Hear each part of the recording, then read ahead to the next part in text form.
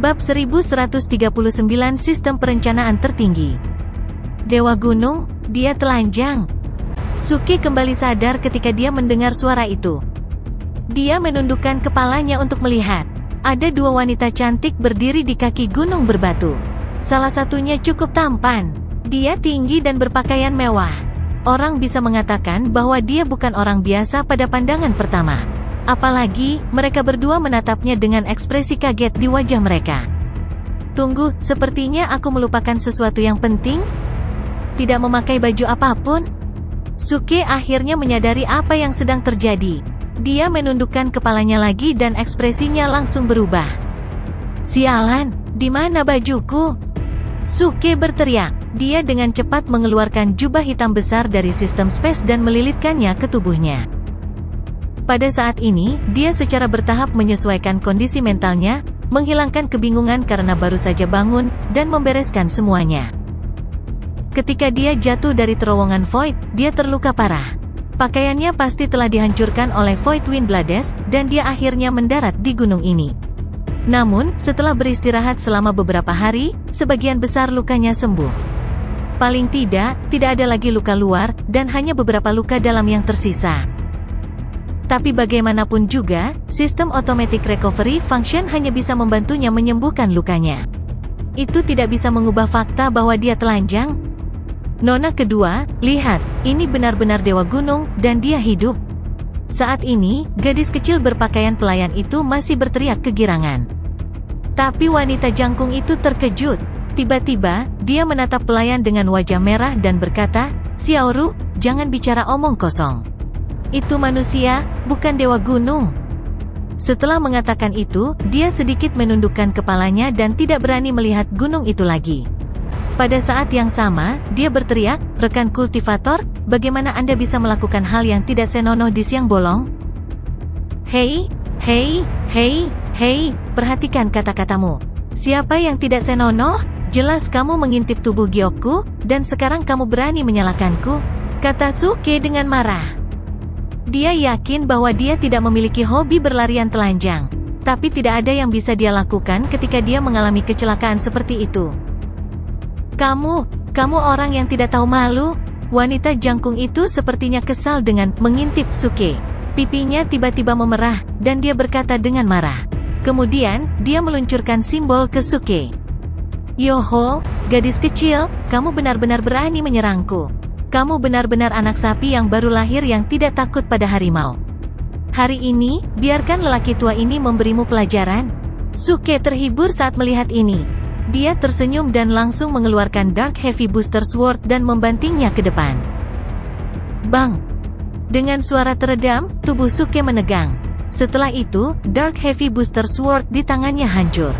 Tubuhnya bergoyang sedikit dan bola matanya berputar ke belakang. Bagaimana ini mungkin? Saat berikutnya, dia jatuh dari gunung. Sebelum dia pingsan, hanya ada satu pemikiran yang tidak bisa dipercaya di benaknya, aku bahkan tidak bisa mengalahkan seorang gadis di tahap menengah dari tahap surgawi manusia? Nona kedua, dia sudah mati.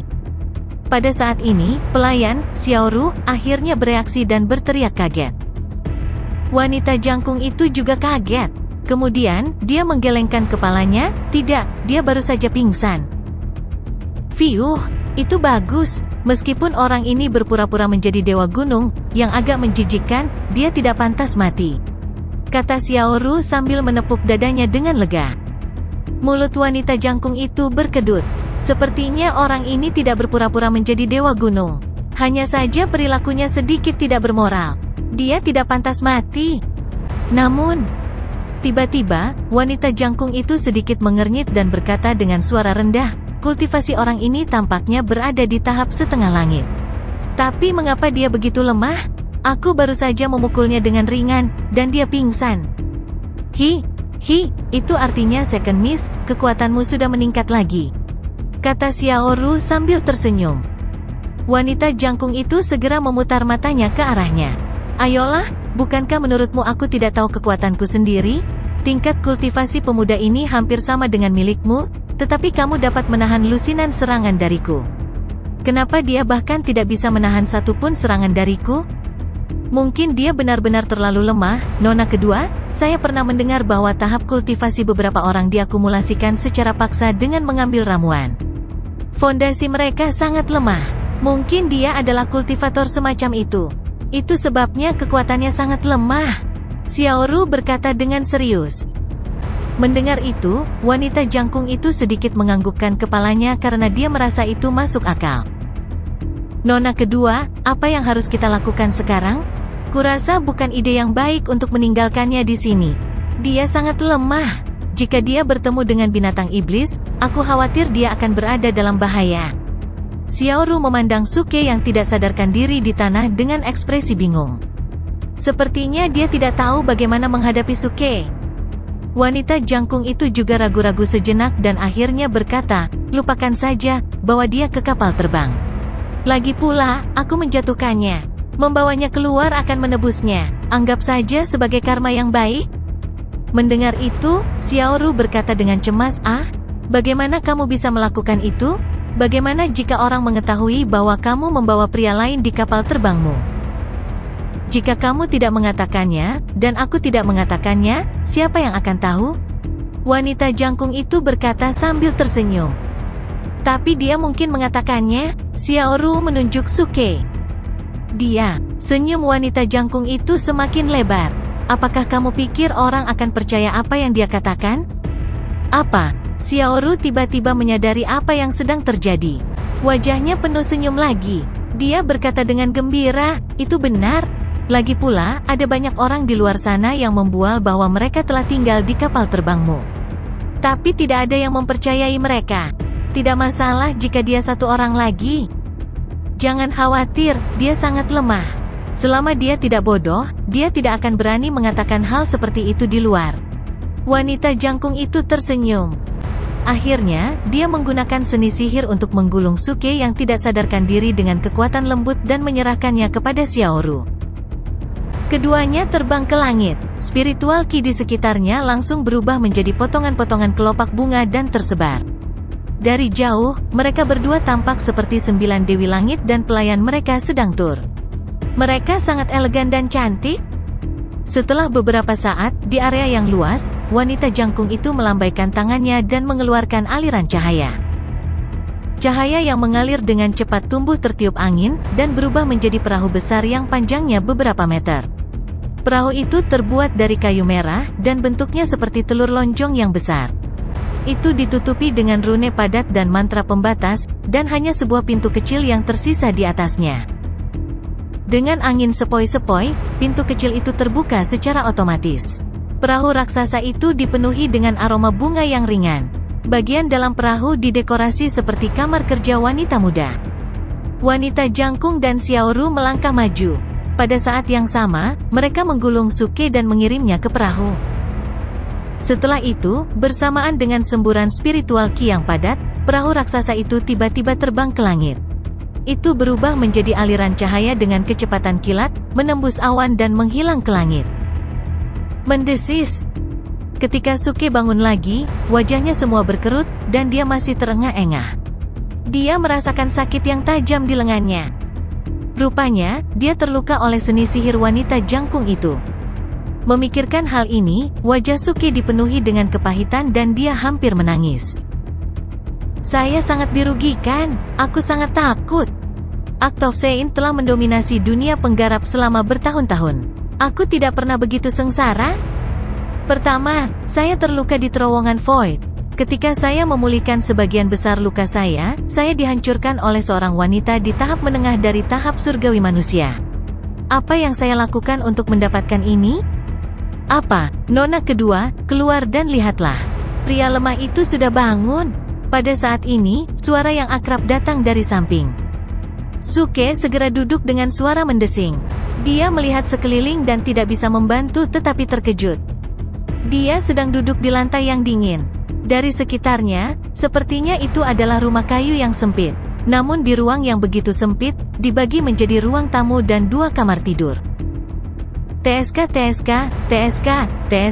aku tidak menyangka wanita itu, yang sepertinya berasal dari keluarga kaya, sebenarnya sangat miskin sehingga dia harus tinggal di rumah sekecil itu. Suke hanya bisa menggelengkan kepalanya dengan jijik. Hei, apa yang kamu gumamkan? Ini kapal bintang terbang nona keduaku, bukan rumah kecil. Suara lucu datang saat ini. Suke berbalik dan menemukan itu adalah pelayan, Xiaoru.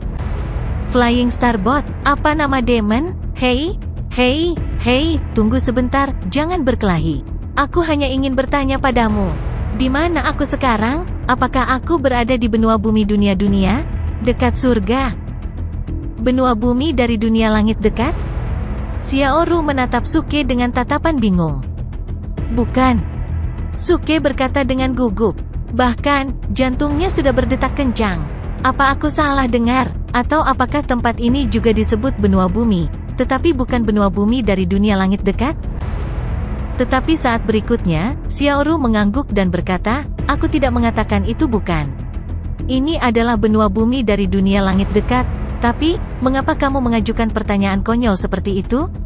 Oh, tidak, nona kedua, keluar dan lihatlah. Orang ini telah dipukuli dengan konyol oleh Anda. Anda mungkin harus bertanggung jawab seumur hidup. Petik 2. Begitu Xiaoru selesai berbicara, pintu lain berderit terbuka.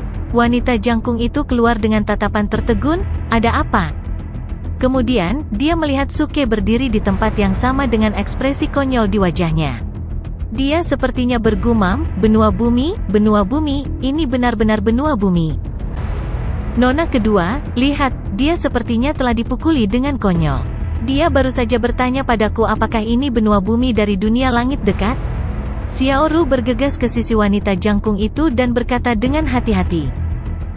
Ketika wanita jangkung itu mendengar itu dan melihat penampilan Suke, dia tidak bisa menahan rasa paniknya. Dia yakin bahwa dia hanya melakukan gerakan itu dengan santai dan benar-benar tidak bermaksud menyakiti siapapun. Tetapi siapa yang tahu bahwa pemuda di alam setengah surgawi ini sangat lemah sehingga dia langsung pingsan. Dan dalam situasi saat ini, bagaimana jika dia benar-benar dipukuli olehku? Apa yang harus saya lakukan? Saya tidak bisa benar-benar membawanya kembali dan merawatnya seumur hidup, bukan? Ini, sesama kultivator, apa kamu baik-baik saja? Akhirnya, wanita jangkung itu dengan ragu bertanya pada Suke. Dia juga mengulurkan tangannya dan melambai dengan lembut di depannya. Namun, Suke sudah sadar. Dia baru saja mengalami dari harapan ke keputusasaan, dari keputusasaan ke kejutan, dan kemudian dari keterkejutan ke keputusasaan. Akhirnya, dia tiba-tiba menyalakan kembali harapannya. Jadi, dia sedikit terlalu bersemangat dan tidak bisa menahan tawa konyol. Awalnya, dia bermaksud untuk segera mengembalikan sikap menyendiri, tetapi ketika dia mendengar pelayan itu berkata kepada Nona bahwa dia mungkin bertanggung jawab atas dia seumur hidup, Suke segera mempertahankan penampilannya yang konyol. Untuk bertanggung jawab seumur hidup, hanya orang bodoh yang menginginkan hal yang begitu baik. Segera, Suke menatap wanita jangkung itu dengan senyum konyol dan berkata, hehe, kak, aku ingin makan permen. Kakak, apakah aku tidak lucu? Sangat celaka dan menjijikkan. Xiaoru sangat ketakutan sampai merinding di sekujur tubuhnya. Dengan wajah penuh rasa jijik, dia berkata, Nyonya muda kedua, tidak perlu bertanya. Dia benar-benar dipukuli dengan bodoh. Ini, wanita jangkung itu semakin mengerutkan kening. Wajahnya penuh dengan kepahitan. Pada akhirnya, dia hanya bisa menghela nafas. Sayangnya, aku tidak menyangka bahwa kita tidak hanya tidak memiliki pertemuan yang kebetulan, tetapi keberuntungan kita juga sangat rendah. Kita tidak hanya gagal menemukan master penempaan peralatan, tetapi kita juga melukai serius pikiran orang yang tidak bersalah. Nona kedua, jangan seperti ini. Kamu tidak bisa disalahkan untuk ini. Siapa yang memintanya untuk menyamar sebagai dewa gunung? Apalagi kekuatannya sangat rendah. Xiaoru segera menghiburnya. Tapi sekarang giliran Suke yang tidak bahagia. Anda dapat mengatakan bahwa saya bodoh, Anda dapat mengatakan bahwa saya tampan, tetapi Anda tidak dapat mengatakan bahwa saya lemah. Saya, orang suci yang bertindak tangguh, bahkan telah membunuh seorang kultivator pada tahap awal tahap surgawi bumi. Meskipun aku berada di tahap surgawi bumi palsu, aku masih iblis hebat yang ditakuti banyak orang. Kalian berdua perempuan, beraninya kalian mengatakan bahwa aku lemah di sini? Ini tak tertahankan. Tiba-tiba, Suke mendengus dingin. Wajahnya penuh dengan kedinginan. Penampilan konyolnya sebelumnya tersapu, seolah-olah dia telah menjadi orang yang berbeda. Dia berkata dengan marah, "Cukup, kalian berdua. Jangan bilang aku lemah. Percaya atau tidak, aku bisa menghancurkan kalian berdua dengan satu tangan." Xiaoru dan wanita jangkung dikejutkan oleh perubahan mendadak Suke. Mereka mundur selangkah dan menatap Suke dengan waspada. Suke tidak repot-repot berpura-pura lagi. Dia menatap mereka dan berkata, "Apa yang kamu lihat? Itu benar, aku baru saja berbohong padamu. Bahkan ketika aku pingsan olehmu, aku berpura-pura tidak sadar. Izinkan aku bertanya, apakah aku pandai berakting?" Petik 2. Kamu berpura-pura. Wajah wanita jangkung itu penuh kecurigaan. Dia tidak percaya padanya. Dia benar-benar bisa merasakan bahwa Suke benar-benar dibuat pingsan olehnya. Namun, dia tidak yakin apakah pria ini sengaja berpura-pura bodoh atau tidak. "Ya, aku pura-pura tidak sadarkan diri." Suke sangat keras kepala. Dia tidak akan pernah mengakui bahwa dia telah pingsan oleh wanita jangkung itu. Lagi pula, itu terlalu memalukan. "Oke, kalau begitu beritahu kami, apa yang kami bicarakan ketika kami membawamu ke sini?" Saat itu, Mas Xiaoru bertanya dengan cerdik. Suke langsung terdiam. "Bagaimana saya bisa tahu apa yang Anda bicarakan?" Tapi segera, setelah memikirkan ekspresi khawatir kedua wanita itu, dia berpikir sejenak dan berkata, "Apalagi yang bisa kita bicarakan? Tidak lebih dari mengkhawatirkan apa yang harus dilakukan jika kamu membuatku pingsan?" Astaga, nona kedua, dia benar. Dia benar-benar berpura-pura tidak sadarkan diri, kata Xiaoru kaget. Namun, wanita jangkung itu masih merasa ada yang tidak beres. Karena percaya pada intuisinya, dia memandang Suke dan berkata, "Bukan itu saja yang kita bicarakan. Apakah ada hal lain? Ada yang lain?" Kali ini, Suke bahkan tidak memikirkannya. Dia mencibir dan berkata, "Apapun kecuali wajahku yang tampan. Tidak apa-apa, aku sudah terbiasa. Kamu tidak perlu merasa malu." Wanita jangkung dan ekspresi Xiaoru tiba-tiba membeku. "Aku benar-benar tidak." Namun, saat ini, mereka berdua bisa melihat bahwa Suke benar-benar pingsan. Kalau tidak, dia tidak akan berbicara omong kosong di sini. Bahkan ketika dia mengatakan dia khawatir dia akan pingsan, itu mungkin hanya tebakan liar. Namun, karena Suke mengatakan demikian, mereka berdua tidak repot-repot mengeksposnya lagi. Wanita jangkung itu juga mendapatkan kembali ekspresi dinginnya dan berkata dengan ringan, "Rekan kultivator saya, karena Anda baik-baik saja, kami akan mengirim Anda pergi sekarang." "Oke, tapi sebelum aku pergi, aku ingin mengajukan pertanyaan lain. Pernahkah kamu mendengar tentang Danau Giok?" Suke berkedip dan bertanya. Dia telah memastikan bahwa Danau Giok tidak berada di benua Xuanhuang, jadi hanya ada dua kemungkinan, benua bumi dan benua langit. Jika dia belum pernah mendengar tentang Danau Giok di benua bumi, maka itu pasti ada di benua langit.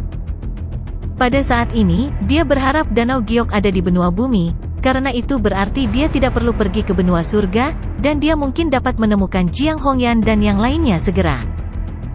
Namun, ekspresi bingung di wajah wanita jangkung dan Xiaoru telah membuat Suke menebak jawabannya. "Maaf, rekan kultivator saya, kami telah berada di alam surgawi Zhen Yuan selama bertahun-tahun, tetapi kami belum pernah mendengar tentang Danau Giok. Benua bumi sangat besar, mungkin Anda harus pergi ke alam surgawi lainnya untuk menanyakan tentang itu."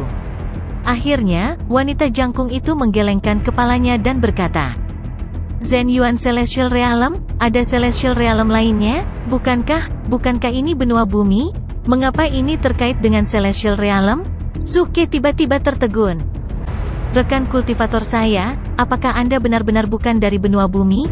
Wanita jangkung itu bertanya dengan heran. "Ya, tapi aku kehilangan ingatanku setelah dipukuli olehmu barusan." Suke menjawab dengan tenang. Wanita jangkung itu tiba-tiba terdiam. Baru saja, dia menyangkal bahwa dia telah pingsan. Sekarang, dia langsung mengatakan bahwa dia kehilangan ingatannya setelah dipukuli olehnya. Ini terlalu mudah. Pada saat ini, dia akhirnya memiliki kesan yang sangat intuitif dan mendalam tentang Suke. Tidak ada keraguan bahwa dia adalah pemuda yang sangat tidak tahu malu. Pembaruan ke-10 ada di sini? Saya menulis sampai pusing dan merasa badan saya berlubang. Meski masih ada celah besar dari daya ledak yang ingin saya capai, saya telah berusaha sebaik mungkin. Besok, saya akan memperbarui sedikit lagi. Meskipun saya tidak bisa segila hari ini, saya akan melakukan yang terbaik. Saat ini, wanita jangkung itu juga merasa sedikit bersalah. Tidak peduli orang macam apa Suke, dialah yang telah membuat Suke pingsan. Oleh karena itu, betapapun tak tahu malunya Suke, dia terlalu malu untuk mengajukan lebih banyak pertanyaan. Dia berkata langsung, "Karena kamu lupa, izinkan aku menjelaskannya kepadamu. Tempat di mana kita sekarang berada di benua bumi di dunia langit dekat. Namun, benua bumi hanyalah nama umum untuk dunia kita. Dalam faktanya, benua bumi juga terbagi menjadi beberapa alam surgawi." Dia hampir yakin bahwa Suke berasal dari benua Xuan Huang yang tidak biasa. Oleh karena itu, ketika dia memperkenalkan situasi benua bumi, dia pada dasarnya menceritakan semuanya secara mendetail. Xiaoru juga menambahkan beberapa kata di tengahnya. Selama penjelasan mereka, Suke dengan cepat menyerap semua informasi baru dan akhirnya memiliki pemahaman awal tentang benua bumi.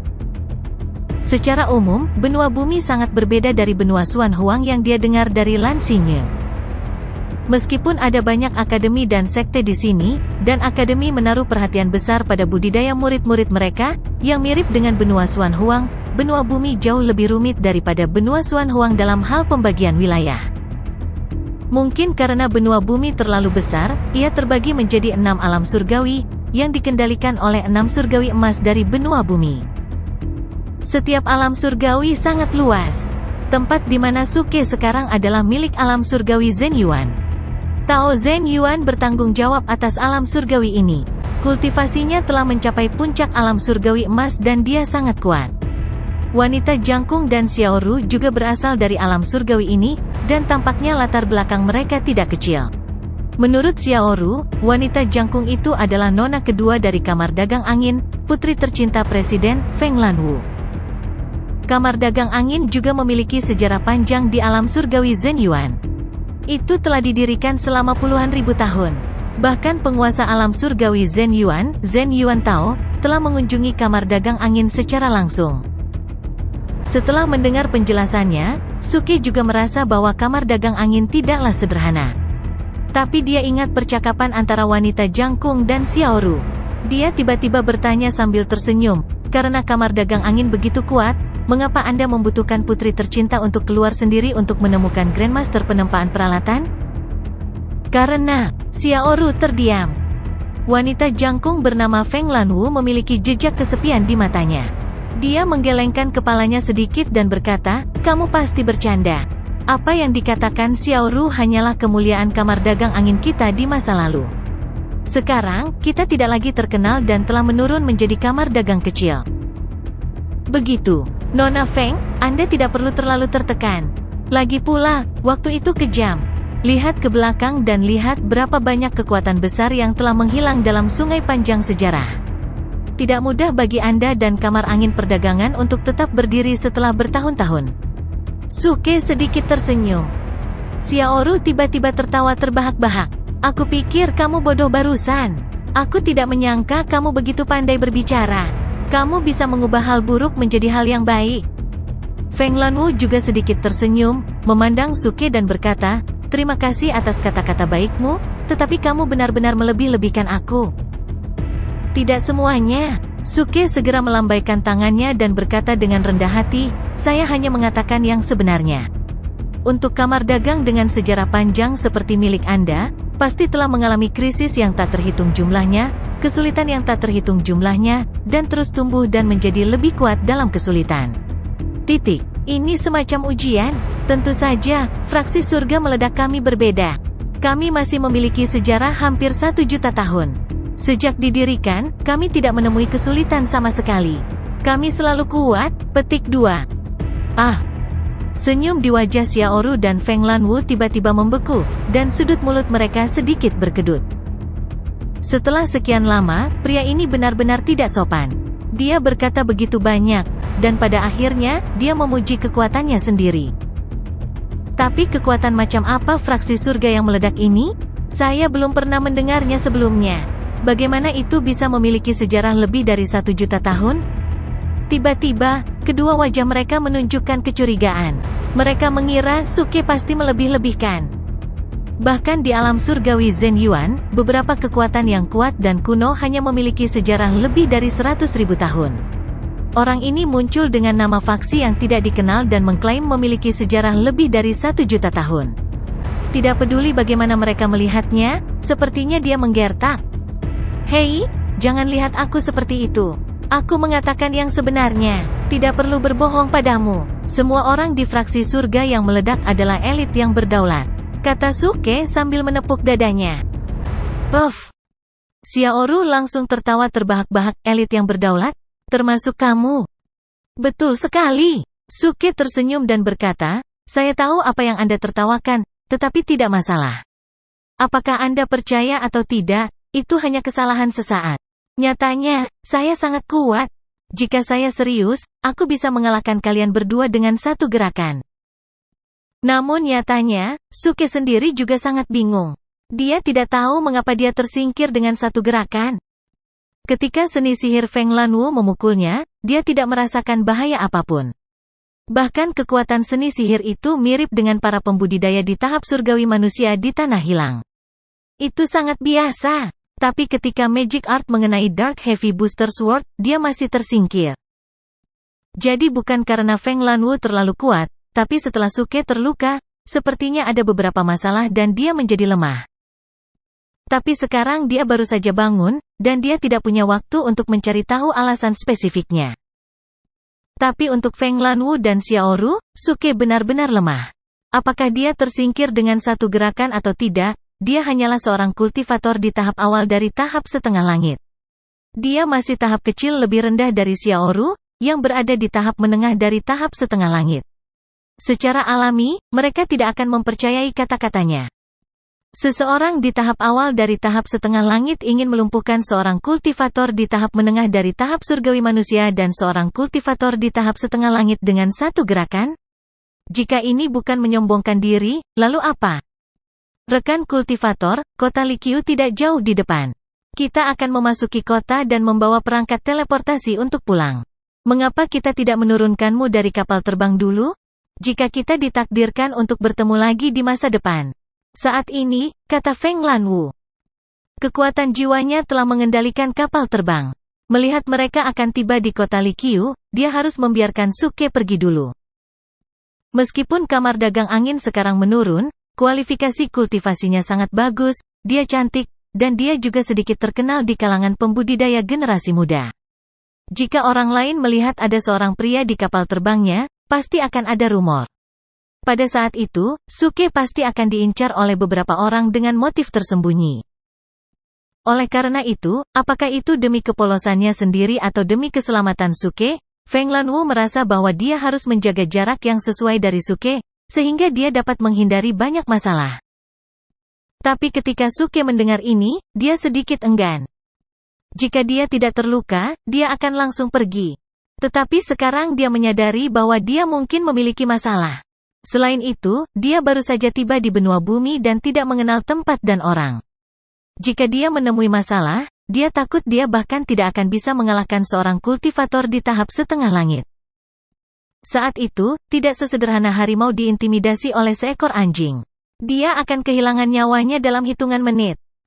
Oleh karena itu, sebelum mengetahui alasan kelemahannya dan mengembalikan kekuatannya ke puncaknya, dia merasa bahwa dia benar-benar tidak bisa pergi sendirian. Kamar dagang angin, tempat Feng Lanwu berada, tampaknya memiliki status dan kekuatan tertentu. Jika dia bisa meminjam perlindungan mereka untuk sementara, itu akan menjadi pilihan yang paling cocok dan aman saat ini. Tapi, alasan apa yang harus dia temukan untuk tetap tinggal? Tunggu sebentar. Tiba-tiba, Suke sepertinya memikirkan sesuatu. Sudut mulutnya naik tiba-tiba. Dia memandang Feng Lanwu sambil tersenyum dan berkata, Nona Feng, saya mendengar Anda mengatakan bahwa Anda sedang mencari Grandmaster penempaan peralatan. Yah, sejujurnya, masalah ini terkait dengan masa depanku dan kamar dagang angin, bahkan hidup dan mati.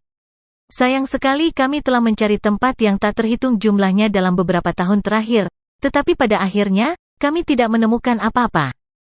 Ketika Feng Lanwu mengatakan itu, ekspresinya menjadi sedikit suram dan sedikit kecewa. Yo, Nona Feng, kamu beruntung hari ini. Aku punya kabar baik untuk memberitahumu. Suke segera menegakkan dadanya, dan wajahnya menunjukkan senyum seorang ahli dunia lain.